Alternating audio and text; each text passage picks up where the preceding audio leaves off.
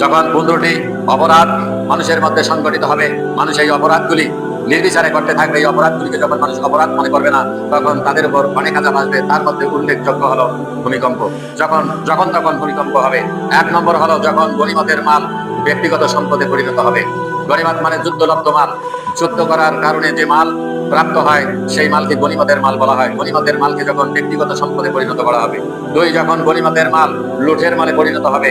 3, জাকাতকে যখন জরিমানা মনে করা হবে। জাকাতটাকে যখন কি মনে করা হবে?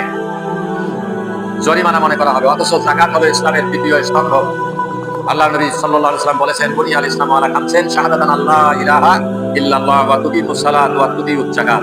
যাকাত হলো ইসলামের 3 নম্বর পিলার। এই যাকাতকে যখন জরিমানা মনে করা হবে, ধনের যাকাত দেওয়াটাকে জরিমানা মনে করবে। 4 নম্বর ধর্ম বিবর্জিত, ধর্মহীন শিক্ষা ব্যবস্থা যখন প্রচলিত হবে আমাদের দেশে, আমাদের দেশ তথা সারা বিশ্বে আজকে যে শিক্ষা ব্যবস্থা চলছে, এই শিক্ষা ব্যবস্থায় ধর্মের কোনো লেশ মাত্র নাই। কি বলেন, আছে নাকি? নাই। ধর্ম বিবর্জিত শিক্ষার প্রচলন করা হবে। 5 নম্বর পুরুষ নারীর অনুগত হবে। পুরুষেরা নারীর কি হবে? অনুগত হবে। নারী যাই বলবে পুরুষেরা তাই করবে। তবে 6 নম্বর, তবে মায়ের অবাধ্য হবে। স্ত্রীর অনুগত হবে কিন্তু মায়ের অবাধ্য হবে। বলেন এই সমস্ত কাজ সমাজে হচ্ছে কি হচ্ছে না? পুরুষেরা নারীর অনুগত, স্বামীরা নারীর অনুগত, কিন্তু মায়ের অবাধ্য। 7 নম্বর বন্ধুকে কাছে টেনে নেবে, বন্ধুর সঙ্গে সত্য ব্যবহার করবে। বন্ধু ছাড়া তার একটি মুহূর্ত কাটবে না।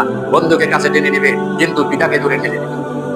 8 নম্বর হলো পিতাকে দূরে ঠেলে দেবে, বন্ধুকে কাছে টেনে নেবে। পিতার সঙ্গে উদ্ধত্যপূর্ণ আচরণ করবে, পিতাকে মারপিট করবে, দুমুঠো ভাত দুবেলা তাকে ঠিক মতো খেতেও দিবে না। 9 নম্বর মসজিদে কলরব ও হট্টগোল করবে। মসজিদে কলরব হবে, চিল্লাচিল্লি হবে, হট্টগোল হবে। মসজিদকে আল্লাহর ঘর বন্ধ করা হবে। কি বলেন, হচ্ছে না? সাধারণত আমরা যখন এখানে কোনো বিষয় নিয়ে আলোচনা করি মসজিদে, তখন কলরব হয় কি হয় না? মসজিদের মধ্যে হট্টগোল হয় কি হয় না? এরকম প্রতিটি মসজিদে হচ্ছে, শুধু এখানে নয়, যেহেতু আল্লাহ নবীর এগুলি ভবিষ্যৎবাণী। 9 নম্বর মসজিদে কলরব এবং হট্টগোল করবে। 10 নম্বর পাপাচারীরা গোত্র প্রদান হবে। ওয়া জাহিমাল কাউমে আলজালাহুম। আল্লাহ নবী মুসলিম শরীফ হাদিসে বলেছেন, এই হাদিস ছাড়াও অন্য হাদিসে আছে যে যারা পাপাচারী লোক, অর্থাৎ গোত্রের সবচেয়ে নিকৃষ্ট লোক গোত্র প্রদান হবে। গোত্রের নিকৃষ্ট লোকেরা কি হবে? গোত্রপতি হবে। গোত্রের নিকৃষ্ট লোকেরা, পাপাচারী লোকেরা গোত্রের প্রধান হবে। 11 নম্বর নিকৃষ্ট লোক সমাজের প্রতিভা, সমাজের কর্ণধার হবে। যেগুলি নিকৃষ্ট লোক এগুলি আবার সমাজের কর্ণধার হবে। পাপাচারী লোক গোত্রের গোত্রপতি হবে, আর নিকৃষ্ট লোক সমাজের সমাজপতি হবে। হিসাব করে দেখেন এগুলি হচ্ছে কি হচ্ছে না? 12 নম্বর কোন মানুষের অধিকার অনিষ্ট থেকে বাঁচার জন্য তাকে সম্মান করবে বা সম্মান দেখানো। কোন মানুষের অনিষ্ট থেকে, অকল্যাণ থেকে, অপকারিতা থেকে, হিংসা থেকে বাঁচার জন্য, তার গোপনাল থেকে বাঁচার জন্য তাকে সম্মান করা হবে। এমনটা হয়েছে কি হয় নাই? এই বিগত 15-16 বছরে এমনটাই হয়েছিল। এই রাষ্ট্রের সাথে জড়িত লোকগুলিকে সম্মান না করলে অনেকেই যখন তখন অ্যারেস্ট হওয়ার সম্ভাবনা ছিল। কি বলেন, ছিল কি ছিল না? ছিল।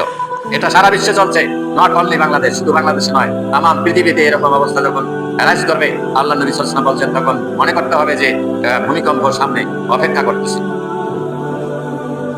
13 নম্বর গায়িকা ও নর্তকী ও বাদ্যযন্ত্রের বিস্তার ঘটবে।